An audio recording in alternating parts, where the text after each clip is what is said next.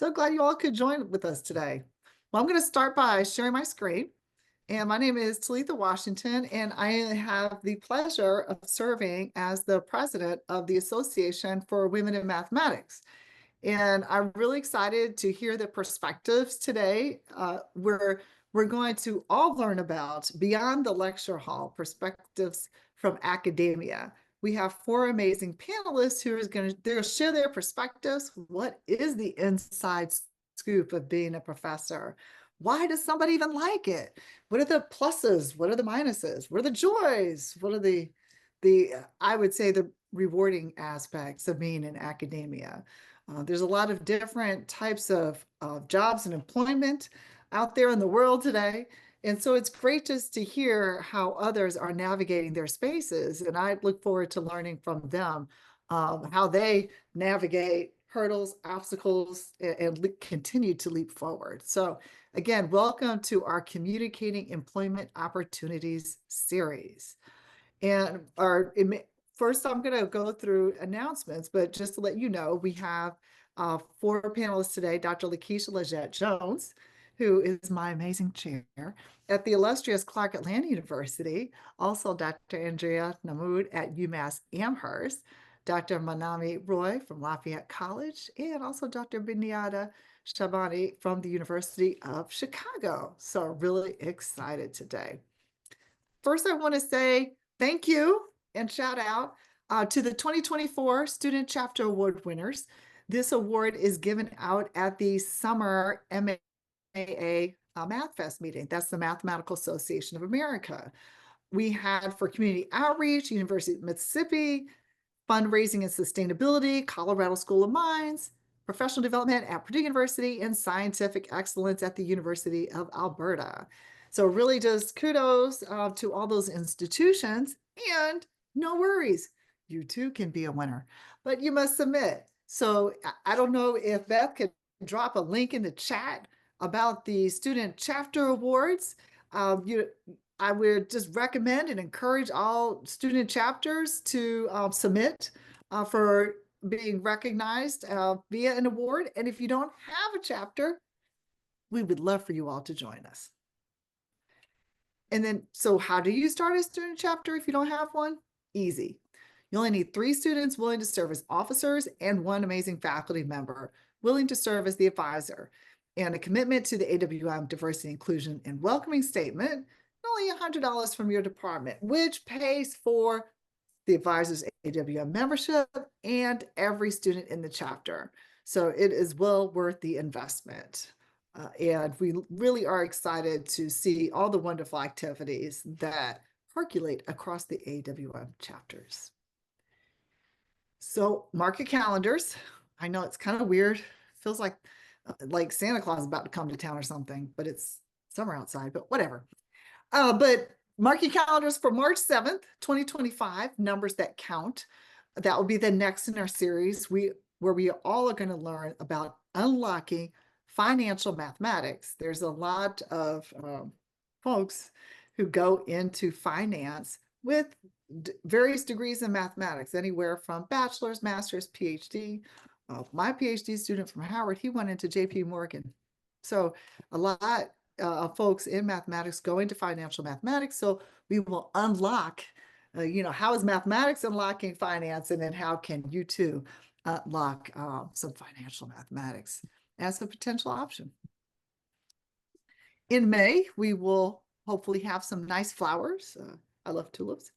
And we will be at the University of Wisconsin-Madison. So we're really thankful to them for hosting the AWM Research Symposium. Please mark your calendars, submit suggestions, present a poster, become engaged, speak. We will have anywhere from plenary sessions to breakout sessions, discussion roundtables. And when we had it at Clark in Atlanta, we had yoga. So there's a little bit of something for everybody. And it's really good, I think, a really good and enriching experience. So hope to see you there. And in between, from now and the May Flowers, would be the joint math meetings that's in Seattle. So we have a whole slew of activities that we will be doing at the joint math meetings.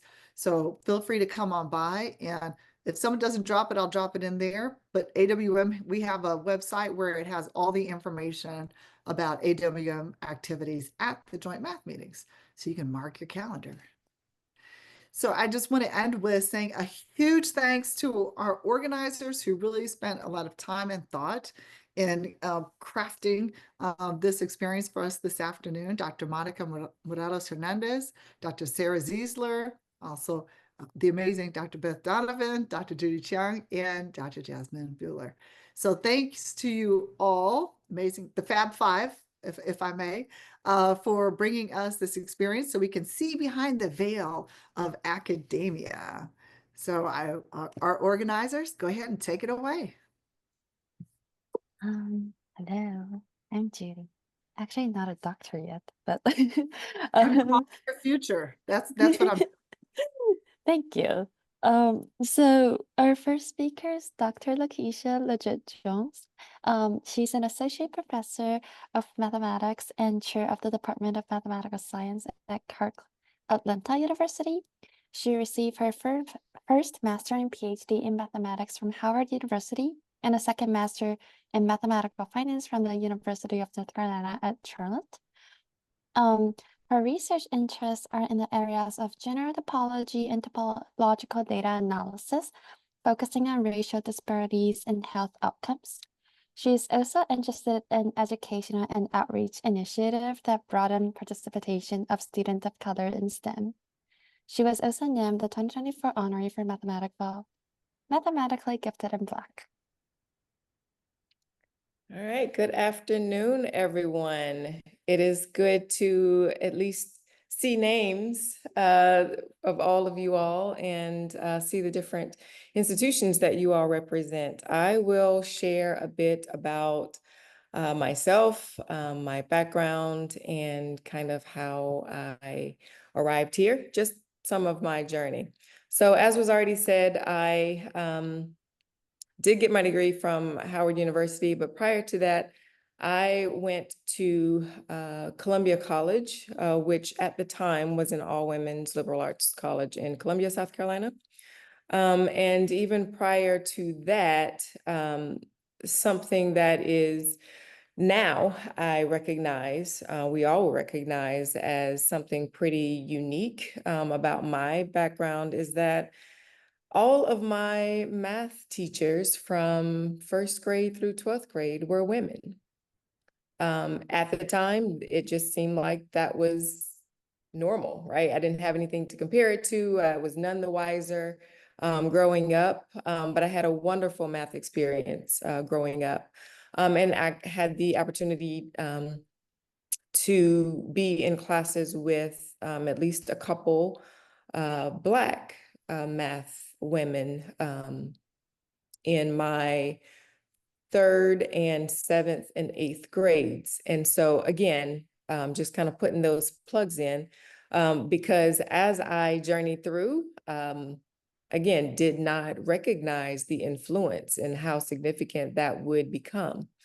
Went through undergraduate school at Columbia College. Of course, there's that moment where we have to decide what in the world are we going to major in. And so I knew that math was certainly a strength of mine, and I've always kind of wanted to go against the grain.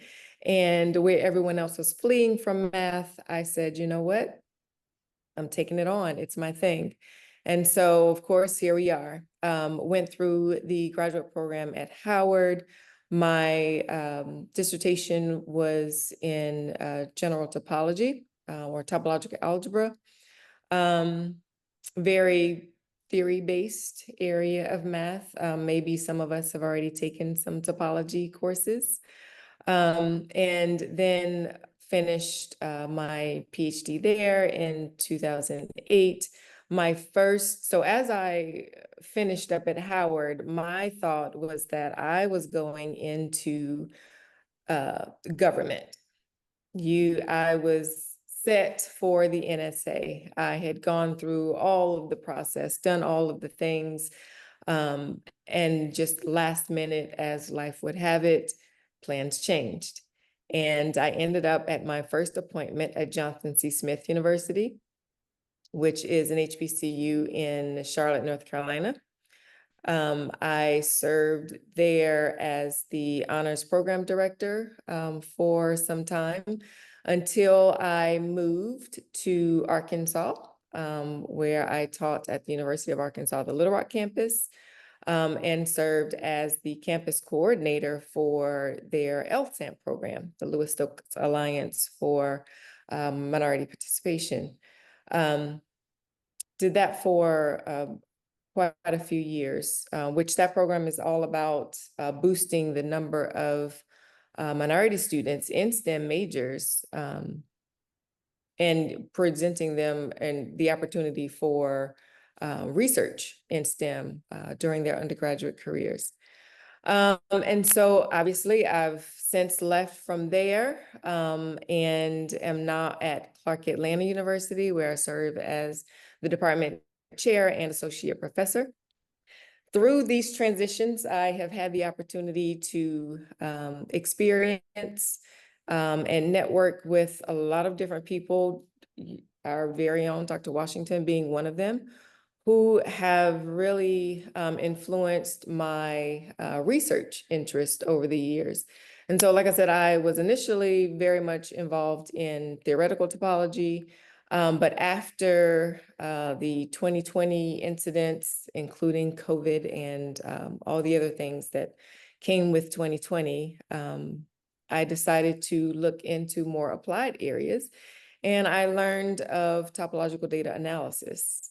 And so that's kind of where my interests lie at the moment, and just trying to find connections in terms of topology, where my grounding is, and the ways in which TDA or topological data analysis can be applied to real world problems, whether it be in the social arena or otherwise. One of the things that I have grown to appreciate about academia is at some point years ago, someone mentioned to me, and it may have been a conference or something, but they said, we were so, or in the past have been so set on the bell curve.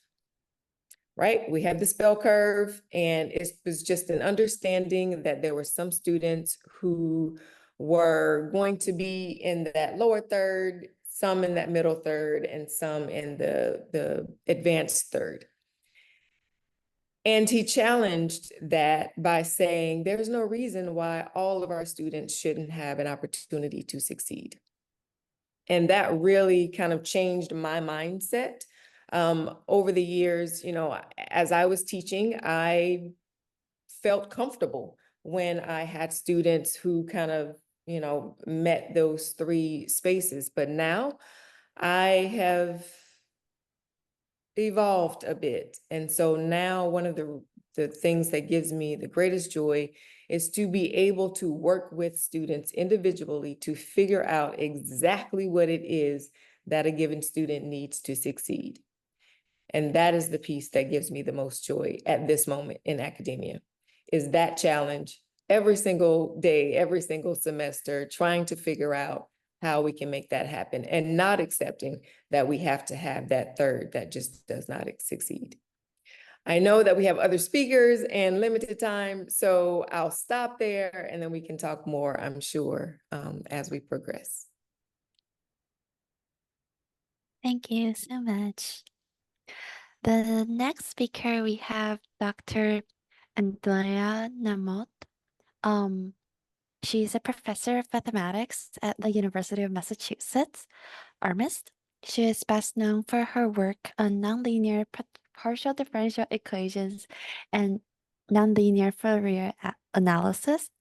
After receiving her PhD from Yale University, she held research and faculty positions at Macquarie University, Sydney, the University of Texas at Austin, the Mathematical Science Research Institute at Berkeley, California, and the IAS in Princeton, New Jersey, before joining UMass Amherst. She was the second full fellow at the let's see if I can pronounce it. I'm so sorry. Radcliffe Institute for Advanced Study at Harvard and a Simons Foundation Fellow. She held Simons Professorship at MSRI and at the Center de Recherche Mathematics Montreal at UMass Amherst.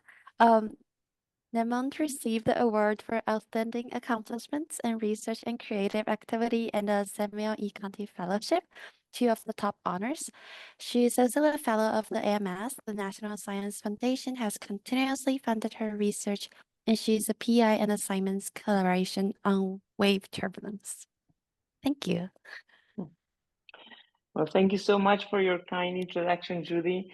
And I prepared some slides, so and probably there's too many slides. So but I wanted we don't have to go over all the details. Let me share them.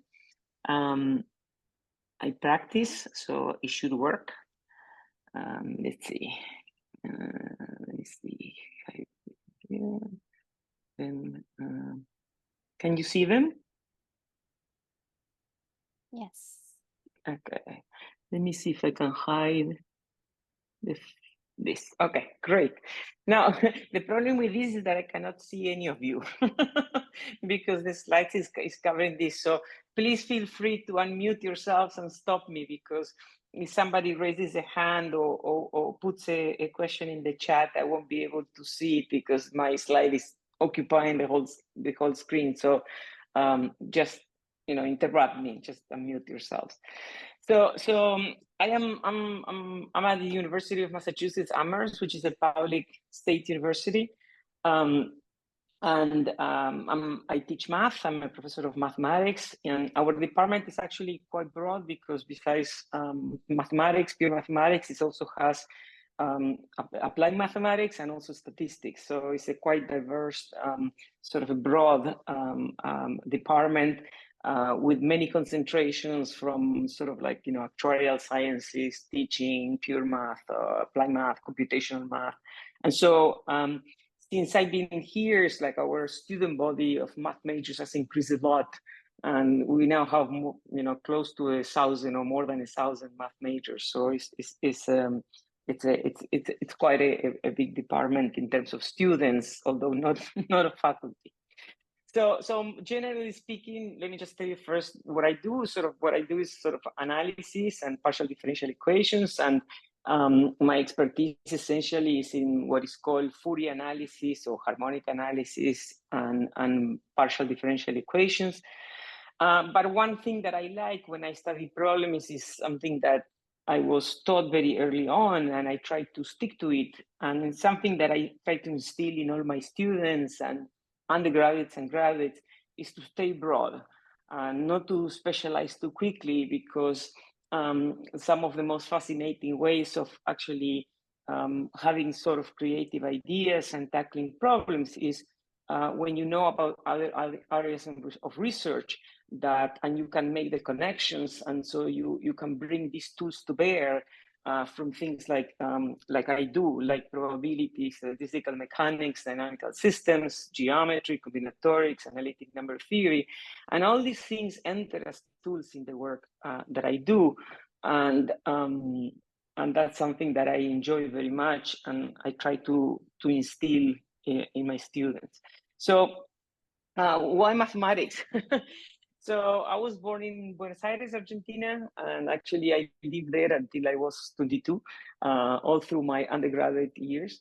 And actually, I always liked mathematics. I mean, I sort of remember my fondest memories are like, being in the kitchen with my mom cooking and me doing the homeworks in elementary school. And I always found it like very peaceful, like, sort of a place where I felt in some sense safe. And I say this because in Argentina during those years there were dictatorships, and it was a very dangerous very dangerous country to grow up, and somehow there was so much chaos and so much ugly things around us, especially around me when I was very young, that I sort of felt mathematics as sort of like a safe harbor, and I enjoy getting lost into these problems when I was very, very young. And but my family came, my family, my father and, all his siblings and everybody was doctors. So there are a few engineers, a few lawyers, but mostly there's a lot of doctors. And so I had a fantastic math teacher, also a woman in high school. But somehow, because of my family, I said, okay, very early on, I said I was going to study medicine. But then it's like, as I was finishing high school, I came across a paper on knot theory and Alexander polynomials and how this was related to, the DNA strains and sort of like genetics. And I was fascinated by that because I somehow said, okay, I want to go to medical school, but somehow I was more interested in sort of like the intellectual pursuit and the research than dealing with the clinical part. I mean, doing patients. And so, so that piqued my interest. I mean, the fact that, mathematics was coming into sort of something like genetics. And then it's like, we used to have a neighbor and a friend of my father who spent all his life in the States and had retired, come back to Argentina, and had worked for NASA and for the Smithsonian Astrophysical Observatory. And so my father actually made my last year of high school, sort of like told me to go talk to him. And actually, I spent the whole afternoon with him and his wife, and he told me everything that he had done. She showed me all the models that he had built, and he told me how mathematics actually was at the basis of so many disciplines. And I mean, I had no idea about mathematics. I mean, I had heard in high school about computer science as a career, but it never crossed my mind that mathematics could be something like a career. I mean, I liked it, but not as I never, picture it as something that you can do as a grown-up, and especially something that you can live off. I mean, but actually, he explained me of these things, and I remember coming down to when my father came to pick me up, and I said, okay, I'm going to do math, and my father looks at me and said, you're going to do what? I said, math. And I never looked back. Essentially, I never looked back after that. So I entered university, as sort of the University of Buenos Aires, which is the state university in Argentina. And what I pursue in Argentina, what you do is after high school, you have to essentially choose a career. It's very different than the States. There is no such a thing as college. I mean, you have to choose what is it that you want to do for the rest of your life, and you just do that. So I entered into the Faculty of Exact Sciences. That's how it's called. And I pursue sort of like this licenciatura in mathematics, which is kind of like the analog of a master in science degree, in which for 5 years you only study math, and very intensely. And actually, it's like my experience as growing up was that, even at university, I was always surrounded more, I mean, the student body was more female than male. And the reason was economics. The reason was because, somehow at that time, it was actually very hard to see how you could live off being a professor at the university. Salaries were very low. There was no money in research. And so many women went into this, but not many men went into this because they went more into engineer, because they actually thought that was actually more profitable as a career to find a job. And so, the student body at university was more female than male, actually, which was, so for me, it was, very natural to that women were doing mathematics, right?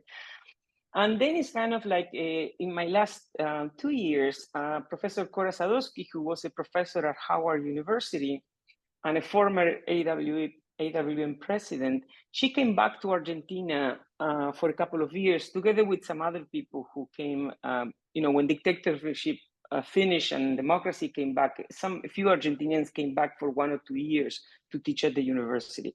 And so I met Cora Sadowski, and she was meeting her, changed my perception about, it was a turning point in my life, because until then I was kind of like studying, you study a subject.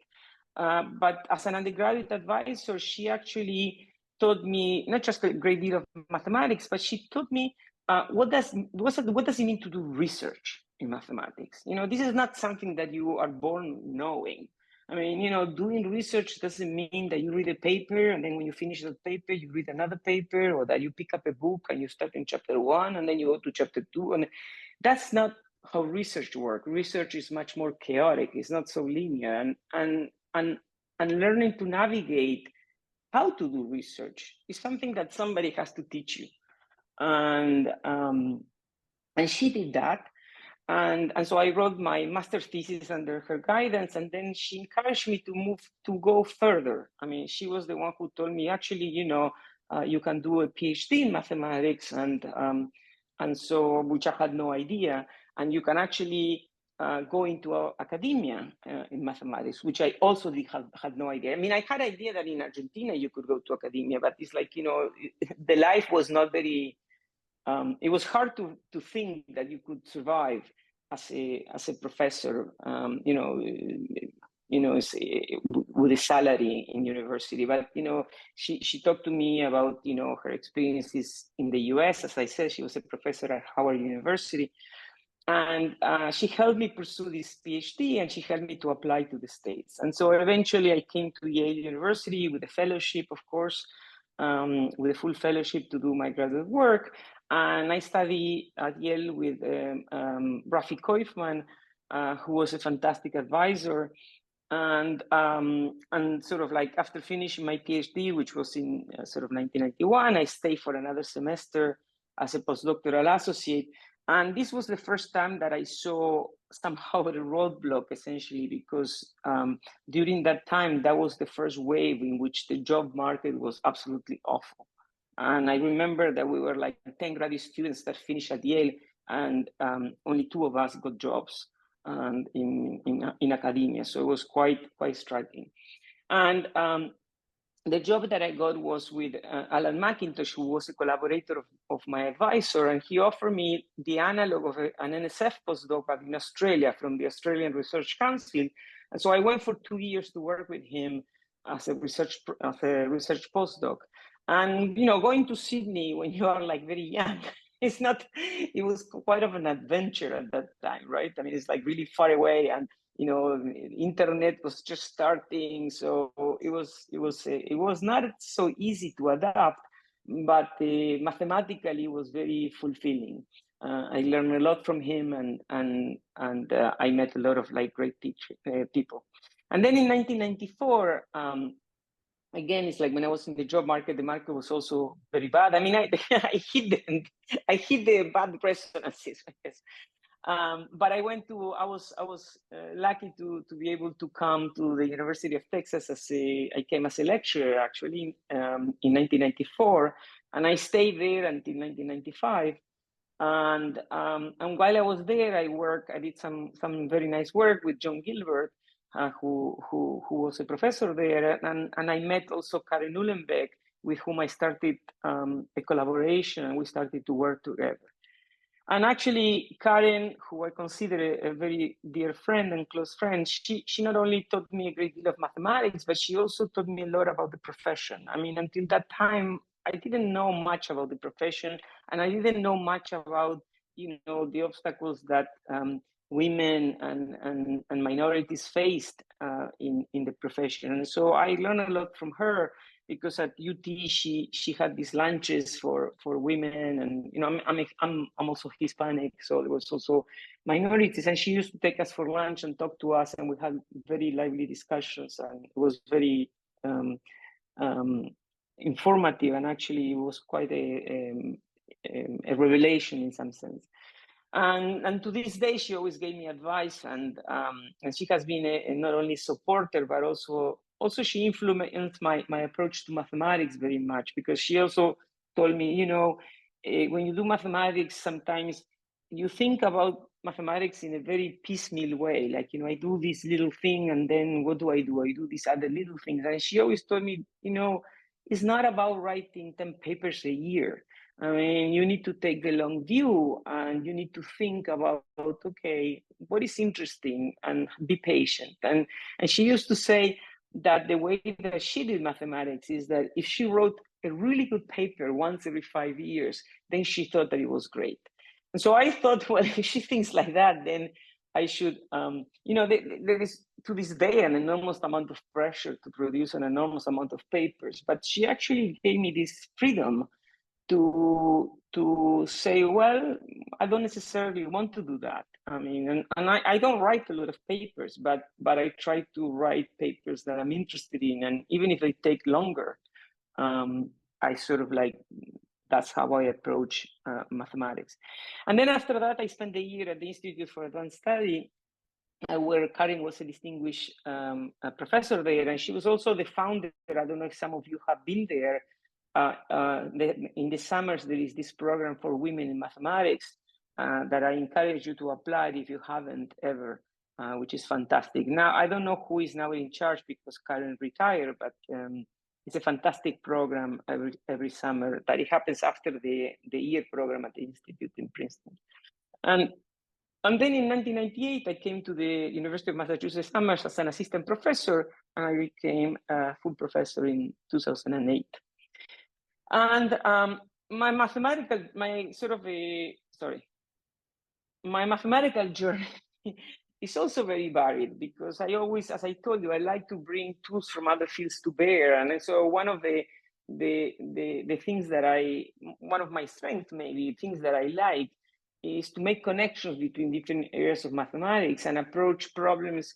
There is a lot of very smart people out there, and if you think in the same way that these people are thinking in problems that are hard, you probably won't do a lot of progress. But I like to take a different point of view, from approaching the problem from a different direction, and incorporate into it tools from other fields, and to try to push a problem forward. And that's something that I enjoy doing a lot.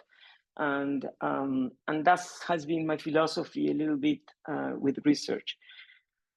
And in general, as I said, I'm a harmonic analyst. I'm not going to read you all of this, but I sort of like study how to decompose functions of objects, of operators, into very small pieces that are easier to understand, and they give you information about the relevant features and the structure and patterns of these objects, right? And then it's like I like to apply this type of analysis to problems in differential equations that come from models of the physical world, especially models that come from wave propagation in nature. And so my early work has been in harmonic analysis and elliptic BDE, and sort of in harmonic analysis, I proved sort of generalized uncertainty principles, and sort of like did other things that were much later, many years later, serve as this is work of my thesis, was serve as the basis for the development of what is now known as diffusion wavelets, that is used a lot in machine learning. And that comes from, as I said, the foundations of that. I didn't know it at the time, but when I did my thesis, but later on, it was in there. And I also did a lot of like time frequency analysis. These are kind of things in sort of harmonic analysis or nonlinear Fourier analysis, and study sort of multipliers, things very much down the alley of harmonic analysis. And then when I was in Australia with Macintosh, he taught me a great deal of elliptic theory, elliptic partial differential equations, and how to solve boundary value problems for elliptic PDE, which was quite different. And he uses harmonic analysis because that's how Calderon sort of like got into harmonic analysis. And we did some very nice work together.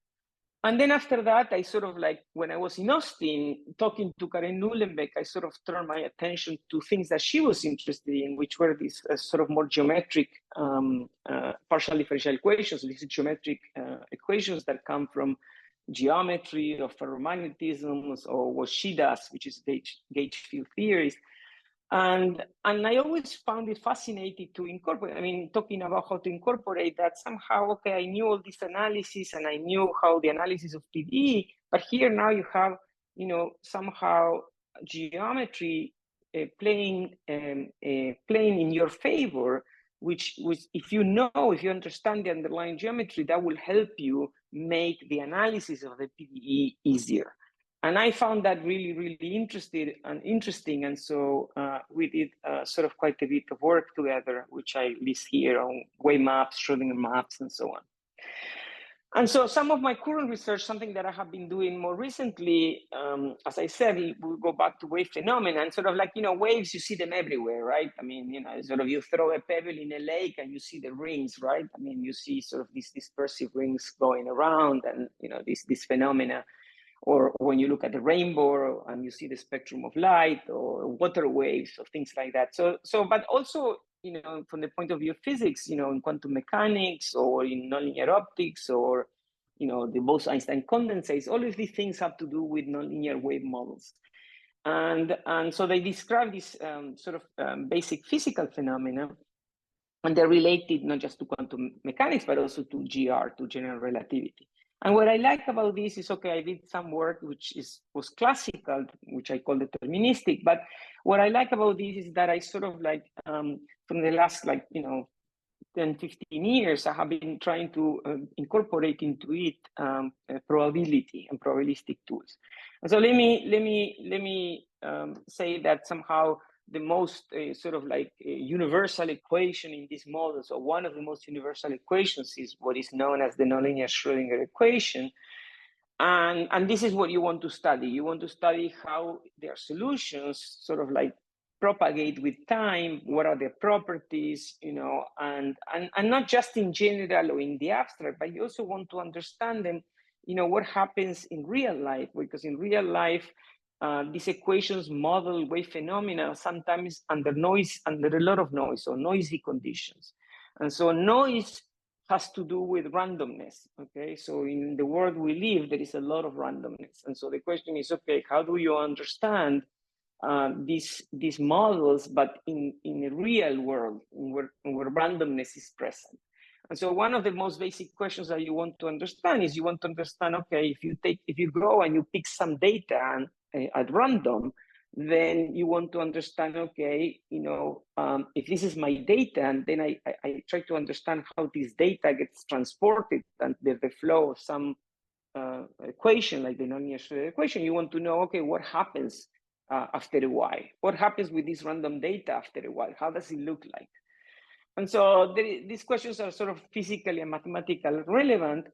And so let me show you a picture. So in some sense, I am in this blue ball in which I do analysis and PDE, and I try to use probability, analytic number theory, combinatorics, geometry, and we have been quite successful in answering questions that had come from sort of equilibrium statistical mechanics and quantum field theory, to answer questions that are related to certain probability measures of physical systems that are called Gibbs measures.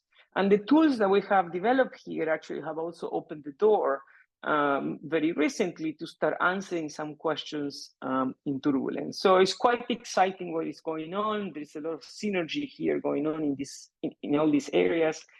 It's actually great. And I have other areas of interest is that, I'm going to skip it because I have taken too much of your time. And so let me just thank you very much for your attention. And if you have any questions, feel free to ask or to contact me. Thank you. Can I say one more thing that I forgot to say? That Yes, I please. was the faculty sponsor for the AWM chapter here at UMass Amherst for like more than 6 years. Actually, I was one of the co-founders, and I was trying to see if there is somebody from UMass here. So I don't know if somebody's from UMass here, send a message. But I was there. I was the faculty sponsor between 2015 until 2021. And actually, it has been extremely successful. It's a really rewarding thing to do. So, yeah, you were encouraging people to create AWM chapters, and I agree with that. I agree. It has been really, really good for the students. So Next, we have Dr. Manami Roy. She's an assistant professor in the Department of Mathematics at Lafayette College. She earned her PhD in mathematics at the University of Oklahoma in 2019 and was a visiting assistant professor of mathematics at Fordham University between 2019 and 2023. Her research interest lies at the intersection of number theory and arithmetic geometry. She has also co-led research projects in Women in Number Theory 6 and Rethinking Number Theory 2. Thank you. Thank you so much. Thank you, Judy, for introducing me, and thank you, everybody, for joining us. I also have a slide which I'm going to share, so let's see. Yeah, thank you again for joining us, and it's a wonderful, I'm feeling wonderful to give a talk about my journey. I'm very nervous to talk about this because I'm not sure if I should be the one who can inspire any other student or my journey will inspire anybody, but maybe you'll get some inspiration or some ideas from here. Like I'll say in my journey of my academia journey, I got inspired by many people. That's why I'm here where I'm here right now. Okay, my title of the talk, I was thinking about what to put there. So I was a very timid student. So I'm going to tell you a story about me becoming a mathematician, to even say that I'm a mathematician, because a long time I was not sure if I can call myself a mathematician, and an educator. So let's get started. If you want to know more about me, if my slides are getting shared, then you can find me in my website and know more about me. So let's see. The first thing I want to talk about is, this is a kind of conversation we do, like when you are traveling in a flight or some other places, people ask you, what do you do? And the first thing, if I say, okay, I'm a mathematician, we're like, what is that? Because some people don't even know what does that mean. So I have to say that, okay, I'm a professor, a math professor. So I'm an assistant professor right now in the Lafayette College. And some of you might be wondering, what does that mean? What kind of jobs do we do? So one of the major responsibility for us is teaching, but other than that is research, working with student, mentoring, and some academic services. I'm not going to go into the details of what academic services. And I think one other thing which is very important as part of our job is a community building. It's not only in your university, but outside in the academia. And I'm really passionate about that, building community in terms of, minorities and also like the people who need support, right? So having this kind of community. So I think this is the kind of, this is where I see myself right now doing this kind of jobs. But my journey, if I would start where it started, my math journey, it started really early.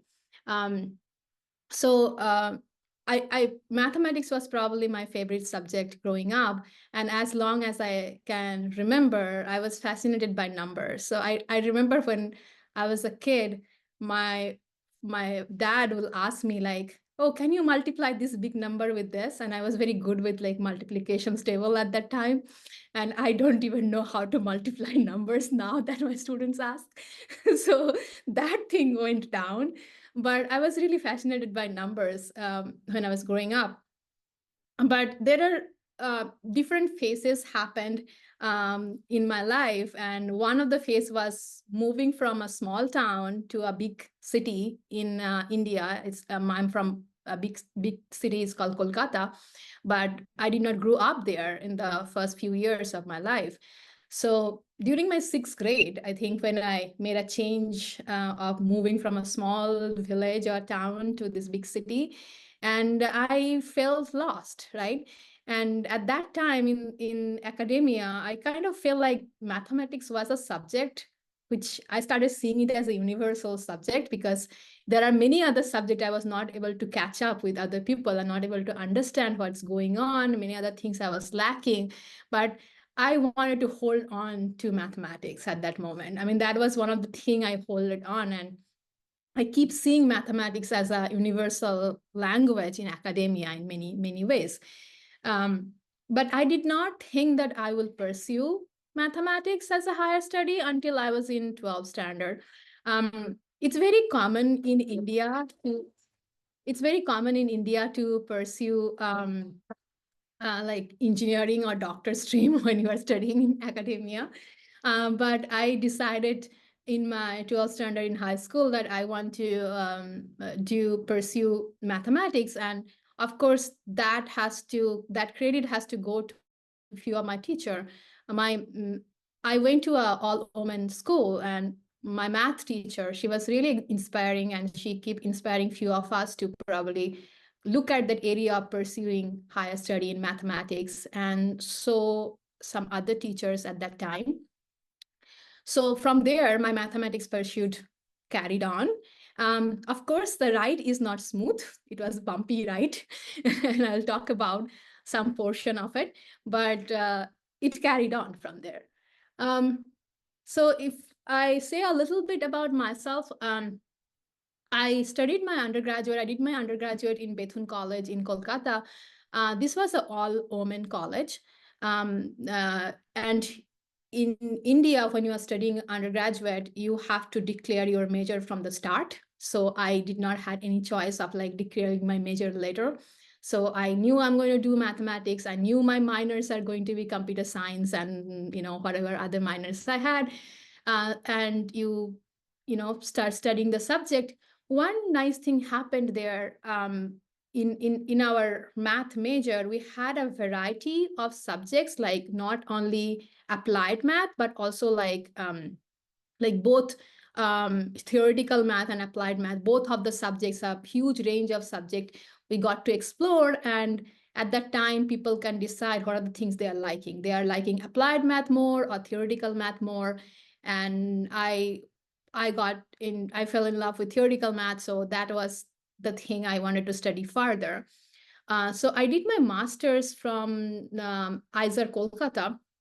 I actually joined a program called Integrated PhD program. So it was a master's plus PhD program, but I left for various reasons after doing my master's from there.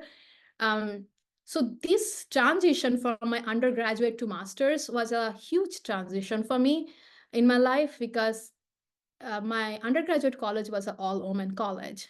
And when I came to my master's, I was the only woman in the whole program. And it was a very small program because the school, this institute just get started. The program was very small. And I was the only master student who was female. So I really felt like out of place. There are times when I thought probably I should quit and this is not for me. But there were also people who inspired me at that time a lot. And one of the person is my master's thesis advisor. I'll talk about her later. And there are people who supported me through their journey, and I, got through it. But definitely that shift was a huge shift for me. And now that I think about, this idea of like being left out or not seeing the people like you where you are working, it's a huge thing, right? And it takes a long time to get through that thing and just focusing on your work. So that was a big learning for me. And the next huge shift in my life happened when I moved to US to do my PhD, because I did not even think I will move to US to do my PhD. I was in an integrated PhD program. But my master's thesis advisor, whom I was thinking of continuing my PhD, she moved university, and it was very hard to move university in India. So I had to give all these national level exams, and my master thesis advisor, she just pushed me to apply to US as well. So it's like, if you are going to apply everywhere, why don't you think about going abroad? You don't have to necessarily work with me. So that's how it started. And I came to US to do a PhD, and I finished my PhD in 2019, and then I did a postdoc at Fordham University. Oh, this date is definitely wrong. This is from 19 to 23. And then I got the job at Lafayette.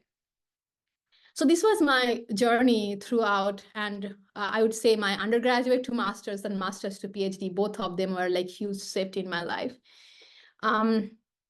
Okay, so the next thing I was going to talk about is my research interest.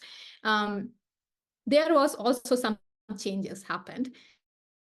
As you can see, I already talked about I liked math, but I was not sure if I was going to do number theory or something else.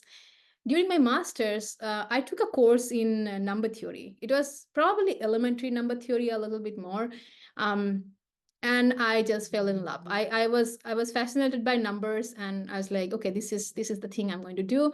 So I started learning about analytic number theory techniques. So those are basically like doing analysis, applying techniques from analysis, complex analysis into number theory, and studying properties of numbers like prime number theorem, distribution of primes, those kind of thing. I did my master's thesis with Dr. Kaninika Sinha, my master's thesis advisor, and on this thing called Ramanujan conjecture and L function. I'm not going to go into the details of any of it, but it was some analytic number theory. When I came to PhD, I already knew that there are no expert in analytic number theory, but I still chose to do PhD at University of Oklahoma.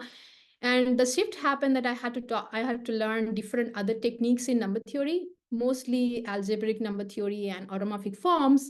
And I also started learning about arithmetic geometry. And my doctoral thesis was in elliptic curves and paramodular forms. Again, probably I'll say a little bit more about them into the next slide. So if somebody asks me, like, where is your research stands at this moment? There is no best way of explaining that than showing you a picture like this. So overall theme of work falls under this thing called Lagrange program. But what is this program about? It's about, looking at two different types of areas of mathematics. I look at one side, I call it geometric side. So where you study some properties of curves, one of the example will be elliptic curves. So this is an example of elliptic curves. One of the kind of problem you study on elliptic curves is like counting points which are rational, counting point over a finite fields, or this kind of thing. In the automorphic side, or analytic side, I would say, I study these functions called modular forms or paramodular forms. So think of them as like really nice holomorphic complex valued function, which has really nice symmetry. So this is a picture I all the time show people when I'm talking about modular form, that shows the symmetry that, points in this area and points in this area have some kind of a relationship among themselves. So if you know a particular area, how the function behave, and then you know what is happening to the whole complex upper half plane. So this modular form and this elliptic curve, they have a really nice connection through two different things people study. One is the Galois representation, and the other one are called objects called L function. One of the example of L function is this. There is one typo. This should start from n equals to 1, not from 0. Otherwise, it will not make sense. So this is a Riemann zeta function, and it's an example of an L function. Now, to better explain this, if I want to break it down, how these two areas are connected, I have to tell you a story of Fermat's, which I explain to my students as well when they ask you, what do you do? I'll start with this equation, probably a Pythagorean theorem, and then talk about this Fermat's last theorem. So the funny way to say this is like, Fermat's basically got all the many mathematicians work on his homework, which he wrote on a margin of his copy of Arithmetica, and he wrote this result, which is known as Fermat's last theorem. basically says that if you take this a to the power n plus b to the power n equals to c to the power n, this equation, then for n strictly greater than 2, it will not have any non-trivial, non-zero, non-trivial integer solutions, basically. And he basically said on the margin that, oh, I have a proof, but this is too short for the margin, right? And then it took like more than 3 centuries for the people to prove this result. But what is fascinating about it, why people were fascinated about this, is because whilst thinking about the proof of this question, which is a very simple, like elementary number theory question, if you think about, but the techniques we had at that time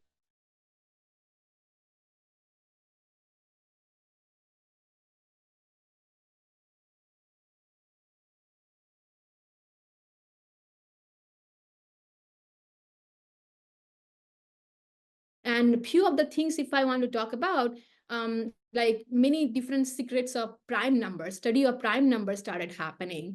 Crypto system using elliptic curve started happening. And one of the main, part which goes into the proof is connection of this geometric object elliptic curve and this modular form, right? So this is known as a modularity theorem, and that goes into the proof. So my current research is, some parts of my current research actually goes into totally the geometric side. Some parts are totally in the automorphic side, and some parts actually explore this connection. So I have like various research projects which are separated in different areas into this picture. So that's my research. But what I want to really talk about is my research area has not only expanded, but also it got expanded in terms of collaboration. So I am lucky to have a lot of really good collaboration. And there were, if many of you are thinking about how to start collaborations, I would suggest there are, at least in number theory, there are really nice research workshop to get started with few of some projects which you are probably want to learn, projects probably people you want to work with, right? You can probably find some collaboration in this kind of research workshop. So I think around pandemic time, when I just moved to New York City from grad school, I did one semester. It was just about catching up with teaching and my responsibility in the new job. And then second semester pandemic happened, and I was stuck in my New York City apartment alone through the pandemic. At that time, there are multiple things which happened online. And one of the things which happened online was the Women in Number Theory that year. So I started working with this really amazing group of women on a number theory problem, which is not in my area. So I started learning something new. Around the same time, there was this workshop called Rethinking Number Theory. It started in the, I think, 2020 summer. I participated in that program, and I'm continuing with some of this collaboration. I'm also participated in this database called LMFDB. There was one particular collaboration program in LMFDB where I got started to work on abstract groups. So I started learning more about groups, and we are building a database on abstract group on LMFDB. There are a few other programs I want to give a shout out to. One is SL Math Summer Research Math Program. So if you know a particular group of people, you want to work on a particular project, you can apply for this. This is a very nice program. Their funding is very generous. Their child care and support is very generous. So this is a very good program to apply to. The AIM, American Institute of Math, has really good workshop, and they have a program called Square Program. This is a collaborative workshop where if you know a group of people you want to work with, you can just propose a proposal there. And this is a workshop which happens through 3 years, and each year you meet with your group once. And it's a really great program. And I'm right now doing 2 Square with AIM. And it's a huge opportunity to work in person when your collaborators are so farther, like not even like in the country, but different continent maybe. The other program I participated and hugely benefited from is this MRC program of AMS. It's a workshop, a research workshop. And I participated in one of the workshop on stacks, which I had no idea what this is about. But I learned a lot through participating in that one and working with some collaborators. So research collaboration played a very important role in my development of my research program.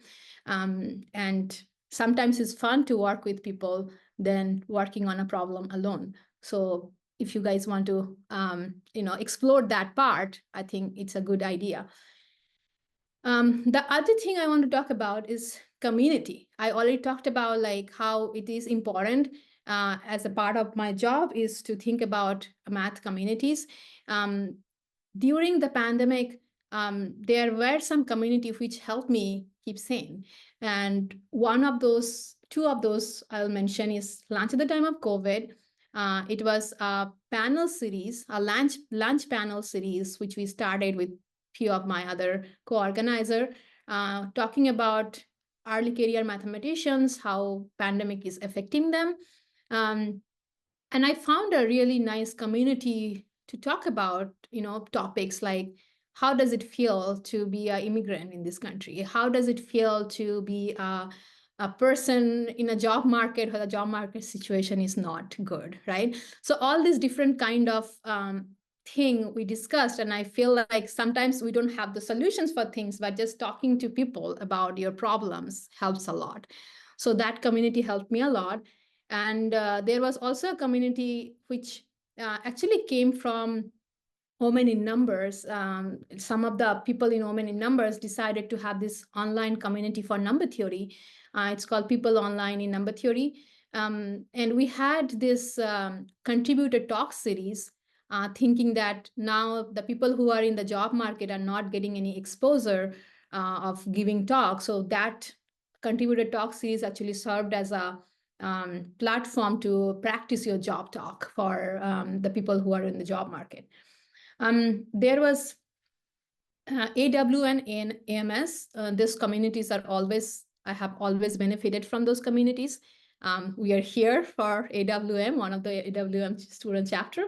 The other one I benefited from was the MA Project Next program. This is not about research, but this is a teaching program. But I feel like this community has supported me so much in terms of like, growing myself as an educator. So all of these math communities has played an important role. So I want to kind of end this talk by giving myself some notes, and probably some of you who are thinking about what to take the key points from a journey of the student to becoming an educator. There are a few things which I think is very important to remember is that we are all probably from different kind of backgrounds, and we come into a place where, you feel yourself like I am the only person dealing with this, but that's not always the case. So finding people and building community helps you with your journey. So you are not alone with your journey. So that, like, right now, this student chapter, I think that's itself a community, right? Which is helping many people. So building that community helps a lot. The other thing is like, I have to keep reminding myself sometimes that mathematics is just part of our life, right? And sometimes we ignore our well-being because of work. And I think it's a good reminder to all of us to like take care of our health and well-being and other aspect of life as well, right? So make friends outside of your work, do something other than just doing math, right? The things you like. to keep those hobbies. That will be helpful. And also building skills, right? It's not only like you are writing good papers, but you also have to learn how to give a good talk, or how to be good at communication with your students, with your peers, building like resume and portfolio for your job. So those kind of skill, it took me some time to understand how important that is. I did not understand in the beginning when I was in grad school, but building useful skill helps a lot. Also, it took me some time to realize this fact that sometimes when we think that, oh, I am the only female person in this department or something, and I feel like, oh, I'm a minority, not a majority, and then I completely forgot about my privileges and my biases, and forget about this for a second, or forget about this for years. That happened to me. And at some point, I came to realize that there are a lot of opportunities I got in life throughout this academic career, throughout like having good mentor, having good collaborators, which probably other people are not have. So having those, like recognizing your own privileges and biases, that helped me a lot. And also, like I already talked about collaboration. Collaboration is, I think, a very important part, and building healthy collaboration, thinking about your time when you are doing the collaboration. This kind of thing actually helped a lot, and which I did not realize earlier in my academic career. And I don't think it's ever late to make a transition, because sometimes when you're thinking about shifting your research area or shifting to a different school, or different kind of thing, we always think about it's late probably, but I don't think it's ever late for a transition. And the last thing is, I've always thought that I have to be in a particular position to help other people. And I think that is not true. If you are a grad student, you can still help your fellow grad student. If you're an undergrad student, you can still help your fellow undergrad student. So extending your hand to help other, it's never like you can start it right away, right? You can build that community and help each other right away. And that is a learning which I did not learn earlier in my life, and I really regret about it. So I will just end my talk with, like I talked a lot about community. I'll just end this talk by showing you some pictures. So Karinika Sinha was my master's thesis advisor, Raf Schmidt, my PhD advisor, and Kispor was my postdoc advisor. Here are this amazing group of people in Omen in Numbers. And this is actually, we sitting in SL Math, and this is in BAMP for Omen in Numbers. And this is the MRC I attended. And this is my group in MRC. And Alex Barrios is my collaborator, and we are just having fun in the MIT campus. So this kind of collaboration with these people and the people whom I do not put in the slide, I want to just thank them for help me build myself to be where I am. And I would like to thank all of you to listen to my story. Thank you so much for all the stories and all the positivity. Next, we have Dr. Beniada Shabani. She's currently an assistant instructional professor in the mathematics department of the University of Chicago.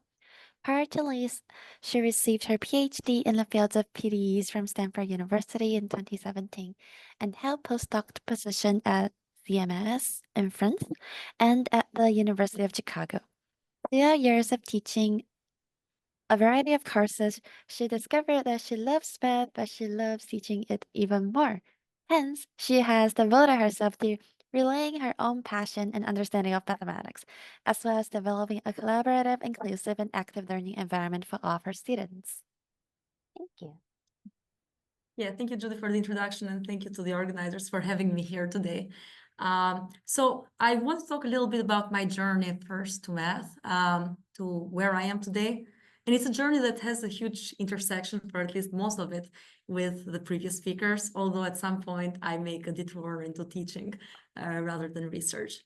So I was born in Albania, in a small city where I grew up during a transition, during the time the country was going through a transition from communism to democracy.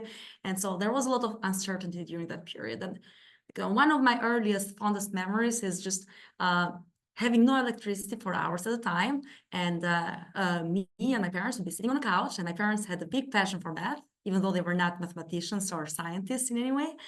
They would give me these small math puzzles, and they'd pretend to solve it simultaneously with me. And it was the kind of game that that pulled me through those dark times of the country.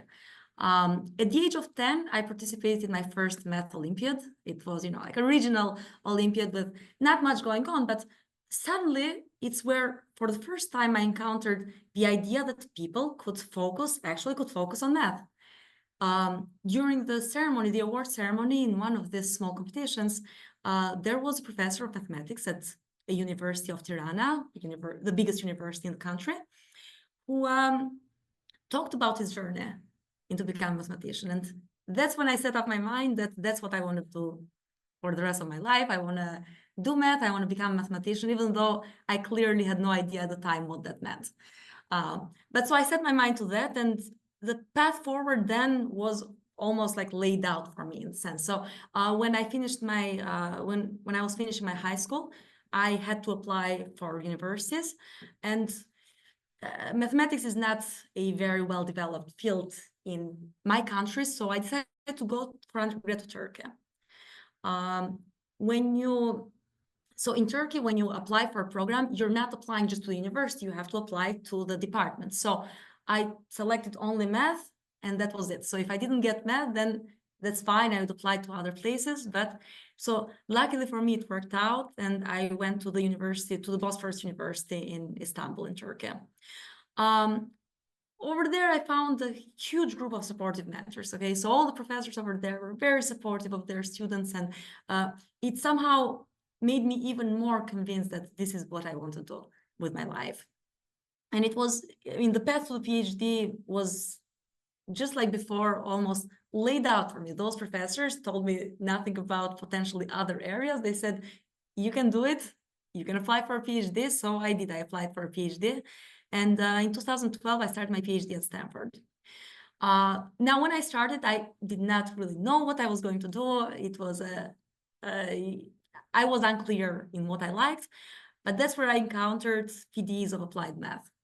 I did my PhD with Professor Lenya Rizik, where we worked on equations that were motivated sometimes by biology, sometimes by probability. And I enjoyed that. I enjoyed doing research. I enjoyed thoroughly talking about math, going to talks, going to conferences, meeting people. Now, at the same time, I did struggle. I had my fair share of struggle. One of the issues is that while I had great mentors, I never had women mentors throughout my career. In fact, it took almost to the point of where I came for a postdoc, where I finally got to meet female mentors in my career. I was one of the, well, there were only a 10% population of female students in the program, and I did struggle with that. I did struggle with making my voice heard, especially I also had a more timid personality. In my country, we frown upon people that are very outspoken. So just asking for help, talking to people was not something that was ingrained in me at the time, okay? And I wish, looking back, if I could give you guys any advice, that would be precisely that. If you need to talk to people, actually, on the receiving end, the professors, the teaching staff, your mentors, they're probably more accepting and understanding than what you think they are. But unfortunately for me, I thought that they were all intimidating, so I did not reach out to many people. I enjoyed doing math, but I enjoyed even more talking about math. And I said this at every level. I enjoyed talking to my calculus students. I enjoyed talking when TAing for graduate analysis. I enjoyed giving talks. I just enjoyed expressing myself through math. And every time, the more I struggled, the more I found myself struggling with research, the more isolated I got in that area, the more I poured my heart to teaching. Okay, so just that communication with younger people, with my students, it almost it made my day in many times. So still at that stage, I almost had no idea what went on outside of the world of academia. So I continued on my path that I will apply for postdocs and I will become a mathematician in the future. That was the goal. I mean, I wish at that time I had talked more to people that were to the teaching, to the lecturers at the university. I wish I had done that at the time, but I did not do it. So I applied for postdocs and I did a one-year postdoc in France in 2017. And then in 2018, I came to the University of Chicago on a 3-year postdoctoral position that then ended up extending to 4 years because of the COVID times. In France, in that postdoc, I had no teaching whatsoever. The whole focus was on research, and I had a great time there. And then when I came here, when I came to the University of Chicago, and I had my first class to teach, I had almost forgotten how happy it made me to be in the classroom. I rediscovered that passion, that lost passion sort of from that I had from the PhD years. If I can pick one course that made a huge difference in how I started to rethink of my future, I taught an honors calculus that was in IBL format. So that's inquiry-based learning. And Sarah is laughing, but Sarah is the one that directs that program here. It is very different from the other classes where you're teaching, where most typically I'd go in front of the board and lecture. And over here, I actually had a small group of students that were all very great students. And they enjoyed working on the problems on their own, discovering the theorems, and just seeing I got almost like a small adrenaline rush every time I saw them. I saw students discovering something new. And it started making me think, I started having my doubts that perhaps if this is the part of my career, if this is the part of my work that is making me happier, then maybe I should consider doing that. But this was in my first year, so I still did not have the courage to talk to anybody about it. So this is the problem with isolation that I mentioned at the beginning, that I wish I talked to more people about it.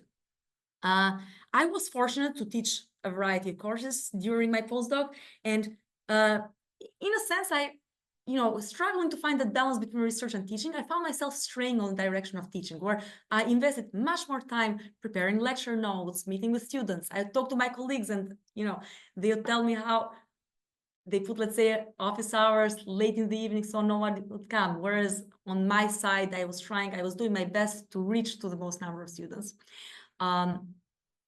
So then we hit the pandemic. Big isolation that, I'm sure everybody felt in the same way. But during that time, I really found it, I really found it struggling. I struggled staying focused in research. I felt more anxiety than I felt happiness while working alone. I did need the community of people. It turns out that it were the people that had been pulling me all the way in what I was doing. And what was the moment that I expected the most, that I anticipated with the most excitement throughout the week? Those classes, teaching the classes. I was very happy to go in front of the camera, and even if nobody was turning on their cameras now talking to the wall on my own, it still made me happy. And so there came towards the end of the pandemic, it was also coinciding with the end of my postdoc, I had to make a decision. Okay, so it came to that intersection of what really makes me happier. Do I apply for tenure track positions, or maybe do I consider doing something else? And this is the first time that I actually reached out to somebody to talk about it. And it was perhaps the best decision I did in a long time. The person that I talked to was very supportive. In fact, it made me realize that throughout my postdoc mainly, the lack of mentorship that I had, that I felt in research, I actually had gained in teaching. Whenever it came to teaching, it was so easy to talk to people. So in fact, Sarah is in the next office from mine. And I do remember a few times just knocking on her office and just asking a question. And it was so easy to just get an idea and then, go and apply it in my classes. It's just, I felt more at ease with that.